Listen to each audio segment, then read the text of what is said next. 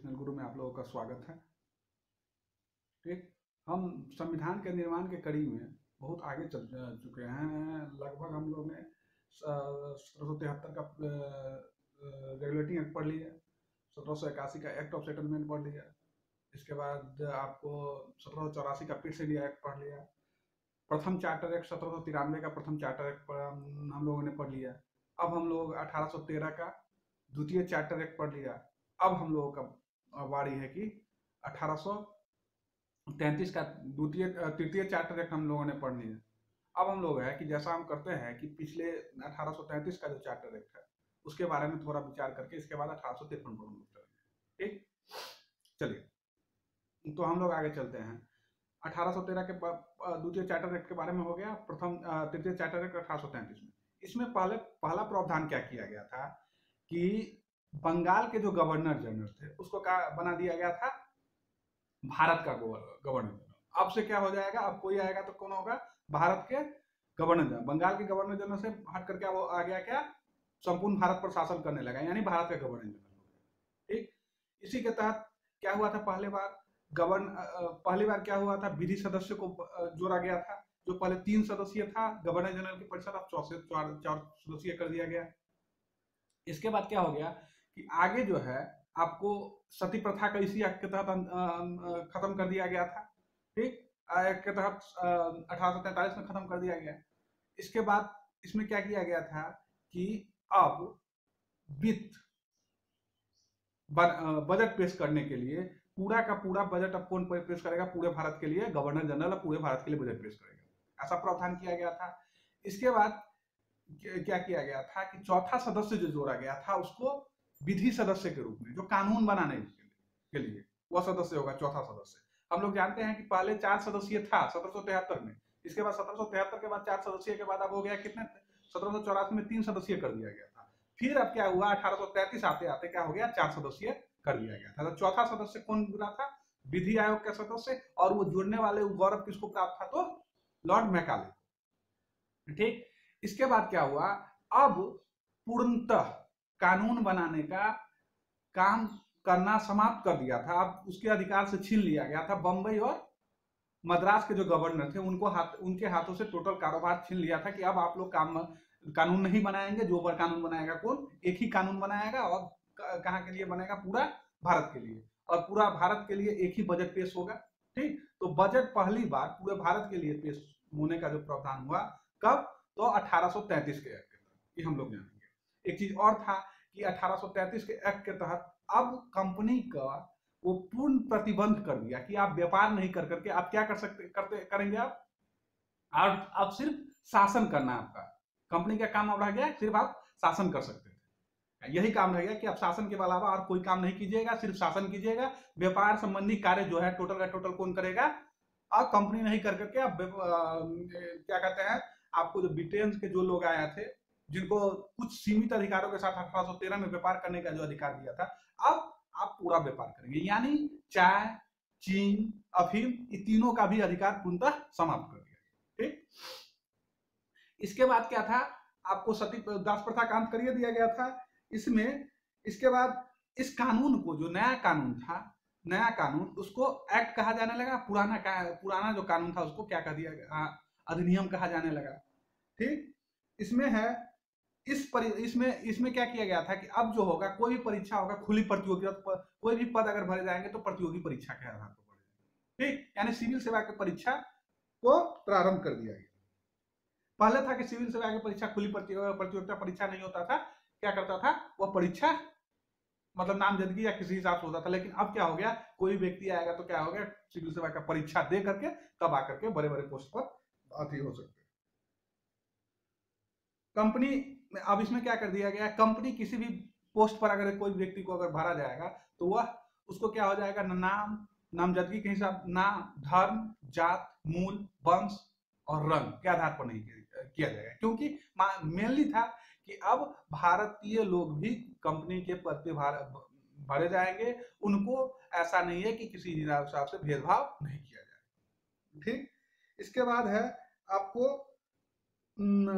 और हुआ तो, लेकिन इसमें कोर्ट ऑफ डायरेक्टर ने इसको बाद में रद्द कर दिया गया था, ये ध्यान रखना।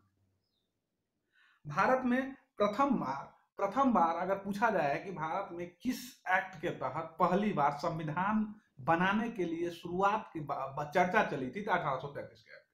ठीक, इसके बाद एक चीज और था इसमें कि यहाँ जो है इसी एक्ट के तहत कोई भी ब्रिटेन के नागरिक, कोई भी बाहर के नागरिक जो है, ब्रिटिश नागरिक यहाँ पे जमीन खरीद करके अपना घर बना सकते हैं।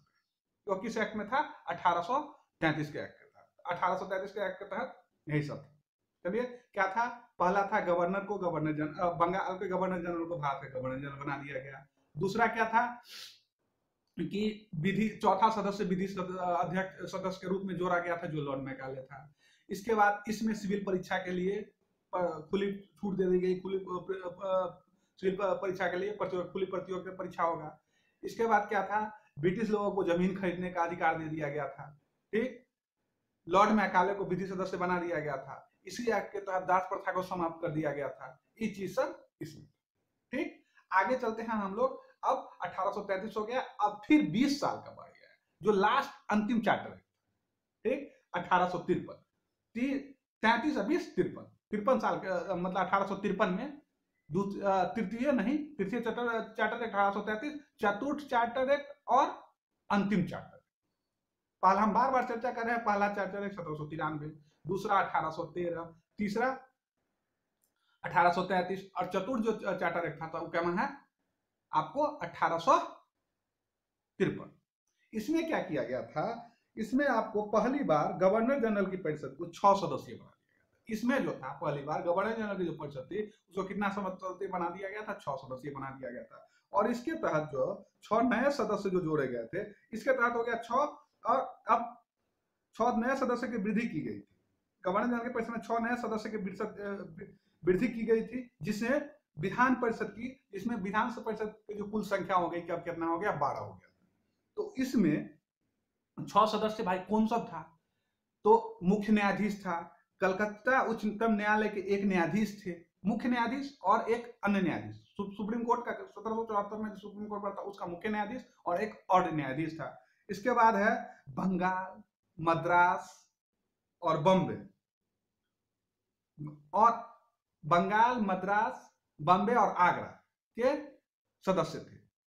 आगरा के एक प्रतिनिधि। तो पहला हो गया आपको सुप्रीम कोर्ट के मुख्य न्यायाधीश, इसके कलकत्ता मुख्य न्यायाधीश, इसके बाद उच्चतम न्यायालय का एक अन्य न्यायाधीश, 2 हो गया। इसके बाद बंगाल, बंगाल, मद्रास और बम्बई एक प्रतिनिधि, और साथ में एक आगरा के प्रतिनिधि भी थे। तो 6 सदस्यीय व्यक्ति को प्रतिनिधित्व करने का अधिकार दे दिया गया। अब क्या कर दिया गया? कार्यकारिणी परिषद जो था, जिसको बाद में विधान परिषद बनाने कहा गया, इसमें कार्यकारिणी परिषद पूर्ण सदस्य, कार्यकारिणी परिषद जो पहले जो विधि आयोग के अध्यक्ष जो थे, अब क्या किया गया? यह जो है पूर्ण कालिक अध्यक्ष का सदस्य का दर्जा दे दिया गया, विधि सदस्य। ठीक, इसके बाद था संपूर्ण भारत के लिए पृथक विधान परिषद। संपूर्ण भारत के लिए एक पृथक विधान परिषद की स्थापना की गई, जो बाद में चलकर एक लघु संसद कहलाया, उसी से कानून वगैरह बनता। ठीक, इसके बाद इसमें निदेशक मंडल में जो था उसके जो सदस्य थे उसको 24 से घटा करके 18 कर दिया गया। इसमें भारत केंद्रीय विधानसभा, मतलब इसके द्वारा विधान परिषद को क्षेत्रीय प्रतिनिधित्व का सिद्धांत, इसके तहत जो था विधान परिषद में क्षेत्रीय प्रतिनिधित्व के लोगों को उसमें शामिल करने का प्रावधान किया गया। ठीक, इस अधिनियम में प्रमुख जो था, इससे पहले क्या होता था? किसी व्यक्ति को नामजदगी के आधार पर भरा जाता था। किसी व्यक्ति को अगर मान लिया कि कोई कंपनी के किसी पोस्ट पर किसी व्यक्ति को रखना है, तो क्या करता था? नाम दे दिए कि हाँ हमारा फलाना कोई, हम नाम दे दिए, हो जाता था। लेकिन इसके तहत अब क्या हो गया? कंपनी के जितने व्यक्ति को अगर पोस्ट पर रखा जाएगा तो उसके लिए प्रतियोगी परीक्षा होगा, परीक्षा के बाद ही उसको भरा जाएगा। नामजदगी के हिसाब से कोई अगर नामित कर देगा तो उस हिसाब से नहीं होगा। ठीक, इसके बाद है कि आपको पहली बार सिविल सेवाओं का भरने का व्यवस्था की। पहली बार सिविल सेवाओं में भारतीयों को शामिल, उसमें तो पहले 1833 में क्या था? प्रतियोगी परीक्षा में तो छूट दी गई। प्रतियोगी परीक्षा के हिसाब से सिविल सेवा के लिए प्रतियोगी परीक्षा का खुली छूट दे दी गई थी। अब क्या किया, इस एक्ट के तहत पहली बार 1853 के तहत पहली बार भारतीयों को सिविल सेवा में बैठने का अधिकार दे दिया गया था। ठीक, बाय, स्वस्थ रहिए, घर पे रहिए, कोरोना से बचिए। ठीक, बाय, लाइक कीजिए वीडियो को, शेयर कीजिए और सब्सक्राइब